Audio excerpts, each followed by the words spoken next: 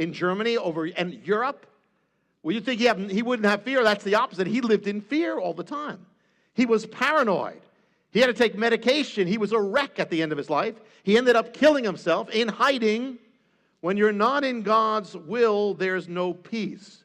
Even if you're in the Lord, if you're living in anxiety all the time and worry all the time and guilt all the time and fear and conflict and rest, there's something there that shouldn't be there. And there's a consciousness of a law that you're breaking.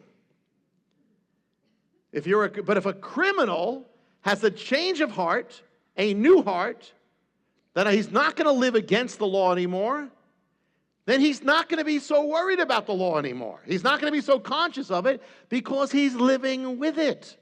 It's his name. If it's here, another picture Paul uses. He speaks of a slave as linked to the law.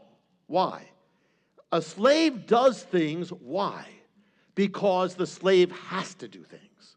In other words, what's a slave? A slave is someone not who does whatever they want, but a slave is someone who does what they have to do because they're a slave, even against their own will.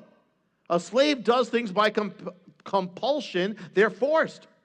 It's not on the inside, it's on the outside. They're saying, you better do this. Okay, I'm a slave, I have to do that. So a slave does what he has to do because it's the command above him. It's a law above him, and therefore he's a slave.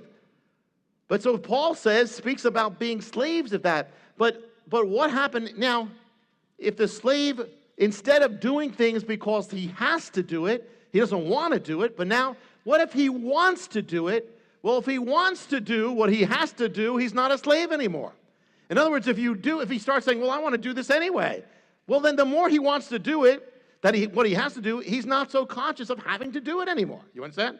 He's not so conscious that there's a law telling him he has to do it because he wants to do it. You understand? He's still doing the will of his master, but now he's doing it from the inside, not the outside. You get it? And so in that sense, he's not law conscious anymore. He's not command because he's got it in him. It's inside of him. So look what it means.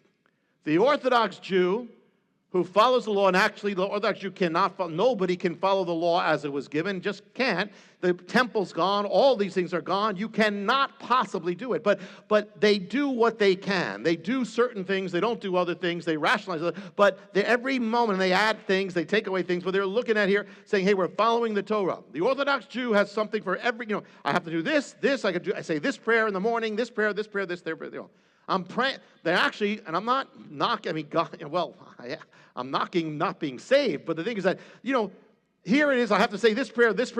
That's not the way God said, pray from your heart.